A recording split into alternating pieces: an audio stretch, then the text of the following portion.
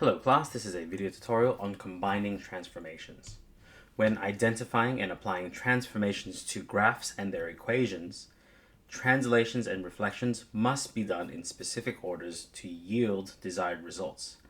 This is because not all combinations of transformations are commutative. In case you don't know or have forgotten what this means, consider that any number of additions and any number of multiplications are commutative.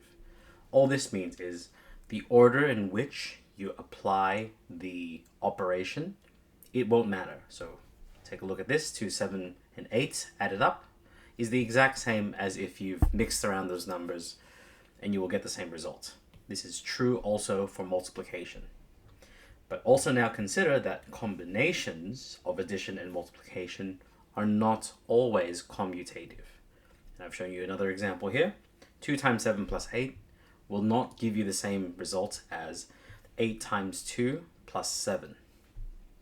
So now consider which transformations are and aren't commutative, because all transformations is an operation to a function. So let's look at some examples to get our heads around this. So here we go. So given this function, let's apply the listed transformation in the order shown, and then let's reverse it and see what would happen. At this point, I hope we're very familiar now. To do a translation to the right, we are substituting y equals f of, and then 3 units to the right, x becomes x minus 3. Applying this to our expression, it will become y equals x minus 3, there's the first x, times x minus 3, we've substituted to this one, minus 1. Simplifying this, we get x minus 3, x minus 4. From this point, let's apply the translation 2 down. So we get y to become y plus 2 equals f of x minus 3.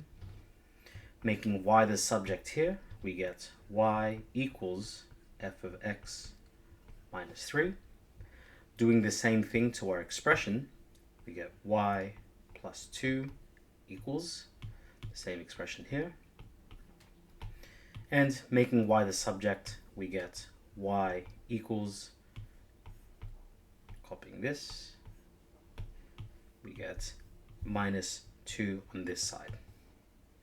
So this is the end function after applying these translations. Now let's take a look at what would happen if we reverse the order. So translating 2 down, y becomes y plus 2 equals f of x. Applying this to our expression, we get y plus 2 equals x outside of x minus 1. Making y the subject, we get y equals x outside of x minus 1 minus 2. From this point, so that's this transformation done, let's now apply the 3 units to the right transformation. This would look like this, f of x minus 3 minus 2, because we've moved that across. What this would look like in the actual expression would be x minus 3, substituting it here, x minus 3 minus 1 outside of minus 2, and this simplifies back to this expression. And now notice how the end result is actually the same, even if we switch the order of these translations. So going back to this, I want you to consider again which transformations are and aren't commutative. Let's move on to the next set of transformations. So here we go. We're still using the exact same function. And let's now do a horizontal translation by 2. Once again, I hope you're still familiar with what a horizontal translation will look like. X becomes x over 2. Applying this to our expression, it will look like the following. x over 2 outside of x over 2 minus 1, making this the same denominator, all over 2, and I hope at this point you're very familiar with this, becomes x minus 2. And now there is a half x in the front, that's this one, and this all over 2 is going to be factored out. So that half x multiplying by this factored half will actually give us 1/4 x outside of x minus 2. So that there is our first transformation of x over 2. And now we're going to apply this horizontal reflection, which is a reflection on the y-axis. And once again, I still hope you remember that this is a substitution of negative x over 2. Doing that to our expression, we get y equals 1/4 times negative x outside of negative x minus 2. And in this expression, we can factor out negative 1. So it'll become negative outside of x plus 2. But that negative factored out from here, this negative will multiply with the other negative of this x. So in total, we will get positive 1/4 x, x plus 2. So after applying these two transformations, this is our end transformation. Let's now do this in reverse order.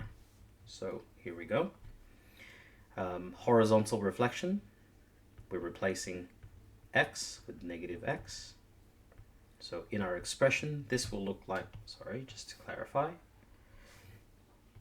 this will look like in the actual expression, it'll be y equals negative x outside of x minus 1. So negative x minus 1. We are substituting negative x into these two expressions. And similar to the other time that I've shown you, this negative can be factored out, which will leave you with x plus 1. And that negative factored out will multiply with the other negative, leaving us with a positive x outside of x plus 1. And now we're going to do the horizontal dilation, and that is going to substitute x with x over 2. So it'll be y equals f of negative, so we still have that negative here, and in place of that we get x over 2. Now remember, this expression already has completed this negative x. All we need to do now is substitute x over 2, like so. And when we factor this, like we did for this one, this will become all over 2. The x remains the same, and because of the same denominator, multiplying by 2, we get plus 2, like so. And just as the previous one, we can factor out this this half, and that factored half will multiply with this half. In total, we get 1/4 x, x plus 2. And as you can see, the order of these two, horizontal reflection and horizontal dilation, it seems to be the case that they are also commutative.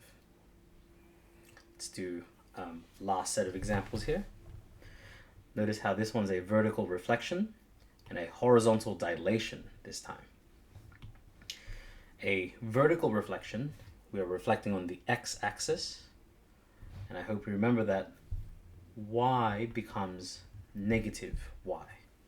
So this is going to be negative y equals x outside of x minus 1. And just making y the subject for this one, that should have been negative y equals f of x, which in our function since our function is this one, that's going to become negative y equals x minus 1, multiplying by negative 1 to give us negative x outside of x minus 1. Excuse me. And now we're going to do our horizontal dilation.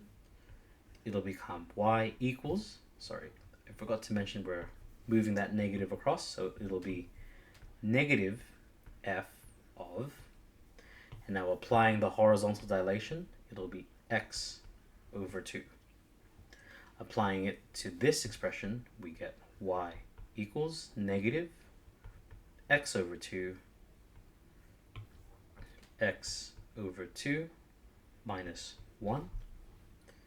In the exact same way, the denominator is going to become the same. And factoring out that half, in total we get the 1/4 x outside of x minus 2. So when we do these two transformations in that order, we get this result. And now when we reverse this, a vertical reflection first, horizontal dilation first, it'll be y equals f of x over 2. And that will look like this in our function. And once again, we've seen this before. This becomes x minus 2 all over 2. And factoring out that half, we get 1/4 x minus 2. That is the horizontal dilation done. And now we're going to do the vertical reflection, where we let y become negative y x over 2. Making y the subject here, we get y equals negative f of x over 2. And this will just become negative x equaling the same thing. And moving that negative across, as you can see, we actually get the exact same result here. So notice how these get the same result even when we switch the order of these transformations. Now from these above examples, we can see that in effect, since that translations are addition and dilations and reflections are actually a multiplication. So the commutative property actually carries onto these transformations as well. So in summary for all of this, translations, if you pair them up, so just translations in any order are commutative, and dilations also in any order are also commutative.